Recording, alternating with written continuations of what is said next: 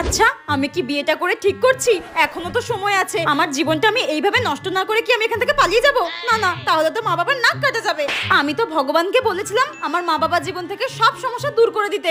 ভগবান তো আমাকেই তাদের জীবন থেকে দূর করে দিল। তার মানে কি আমি সব থেকে বড় সমস্যা ছিলাম? হ্যাঁ, আরে ওই ছেলেটাকে কি হ্যান্ডসাম লাগছে।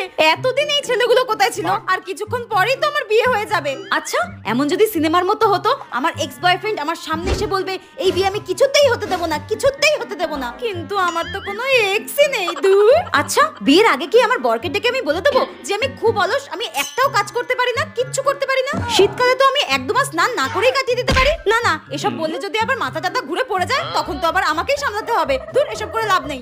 ওয়াও, কি সুন্দর সুন্দর ভোজপুরি গান চালিয়েছে, আমার তো নাচতে ইচ্ছা করছে।